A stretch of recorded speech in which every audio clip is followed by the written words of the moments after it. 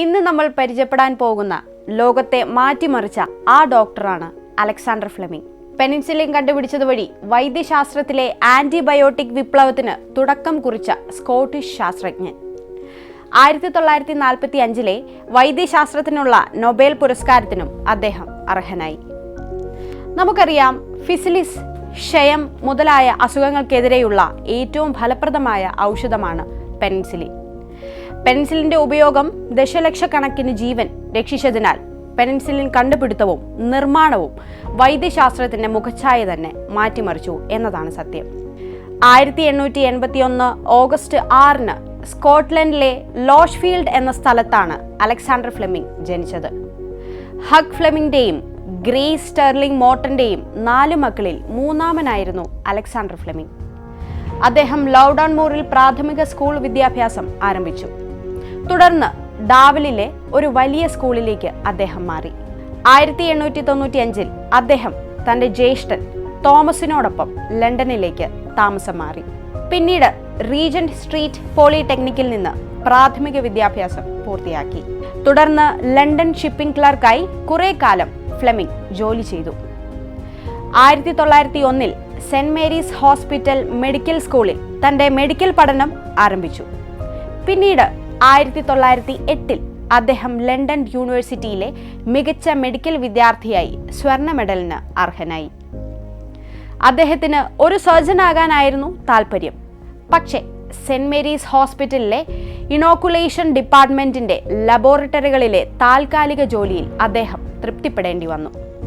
തുടർന്നാണ് ബാക്ടീരിയോളജി മേഖലയിലാണ് തന്റെ ഭാവി എന്ന് അദ്ദേഹത്തിന് ബോധ്യമാവുന്നത്. 1915 അദ്ദേഹം ഐറിഷ് നേഴ്സായ സാറ മരിയോണിനെ വിവാഹം കഴിച്ചു. 1910 ജർമ്മൻ ശാസ്ത്രജ്ഞനായ പോൾ എർലിച്ച് കണ്ടെത്തിയ ഫിസിലിസ് എന്ന രോഗത്തിനെതിരെ ഫലപ്രദമായ മരുന്നായ ആഴ്സ്ഫെനാമിൻ നൽകിയ ബ്രിട്ടനിലെ ആദ്യത്തെ ഡോക്ടർമാരിൽ ഒരാളായിരുന്നു ഫ്ലെമിംഗ്. കൂടാതെ ഫ്രാൻസിലെ ബൊലോണിലെ ഒരു സൈനിക ആശുപത്രിയിൽ സ്ഥാപിച്ചിരുന്ന ഒരു ലബോറട്ടറിയിൽ മുറിവ് അണുബാധയെക്കുറിച്ച് പഠിക്കുന്ന ഒരു ബാക്ടീരിയോളജിസ്റ്റായി ഫ്ലെമിംഗ് ജോലി ചെയ്തു.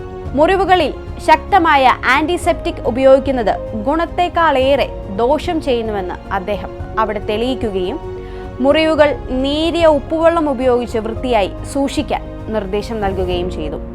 1921 നവംബറിൽ ഫ്ലെമിംഗ് നടത്തിയ കണ്ടുപിടുത്തത്തിൽ ഉമ്മിനീർ, കണ്ണുനീർ തുടങ്ങിയ ശരീരദ്രാവകങ്ങളിൽ നേരിയ ആന്റിസെപ്റ്റിക് ഫലമുണ്ടെന്ന് മനസ്സിലായി. ഇതായിരുന്നു അദ്ദേഹത്തിന്റെ പ്രധാന കണ്ടുപിടുത്തങ്ങളിൽ ആദ്യത്തേത്.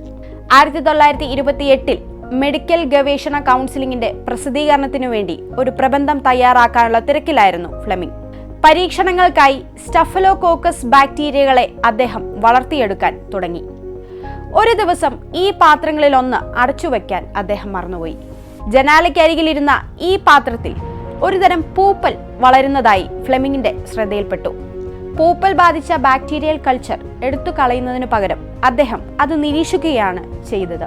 ചുറ്റുമുള്ള ബാക്ടീരിയകൾ നശിച്ചുപോയതായി അദ്ദേഹം കണ്ടു. ബാക്ടീരിയയെ നശിപ്പിച്ച പൂപ്പലിനെ കൂടുതൽ പരിശോധനയ്ക്കായി വേർതിരിച്ചെടുത്തു. പെൻസിലിയം ഇനത്തിൽപ്പെട്ട ഒന്നായിരുന്നു ഈ പൂപ്പൽ. അവയിൽ നിന്ന് വേർതിരിച്ചെടുത്ത പദാർത്ഥങ്ങൾക്ക് ബാക്ടീരിയകളുടെ വളർച്ചയെ തടയാനുള്ള ശേഷിയുള്ളതായി അദ്ദേഹം മനസ്സിലാക്കി. പുതിയ പദാർത്ഥത്തിന് അദ്ദേഹം പെനിൻസുലിൻ എന്ന പേര് നൽകി. പെനിൻസുലിനെ ശുദ്ധരൂപത്തിൽ വേണ്ടത്ര അളവിൽ വേർതിരിച്ചെടുക്കാൻ കഴിയാത്തതിനാൽ അതിന്റെ ഉപയോഗം തെളിയിക്കാൻ ഫ്ലെമിംഗിന് കഴിഞ്ഞില്ല.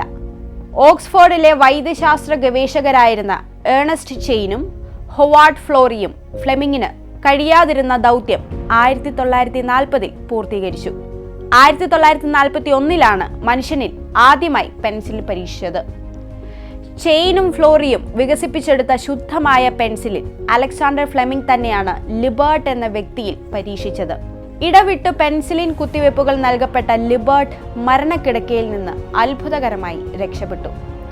അതോടെ ആ വാർത്ത ലോകമെങ്ങും പ്രചരിച്ചു. പെൻസിലിൻ ലോക പ്രശസ്തി നേടി. 1945 ചെയിനും ഫ്ലോറിക്കുമൊപ്പം അലക്സാണ്ടർ ഫ്ലെമിംഗ് നൊബേൽ സമ്മാനം പങ്കിട്ടു. 1955 മാർച്ച് 11 ഹൃദയാഘാതത്തെ തുടർന്ന് അലക്സാണ്ടർ ഫ്ലെമിംഗ് മരണമടഞ്ഞു. ലോകത്തെ തന്നെ മാറ്റിമറിച്ച മറ്റൊരു ഡോക്ടറിന്റെ കഥയുമായി നമുക്ക് വീണ്ടും കാണാം. നമസ്കാരം.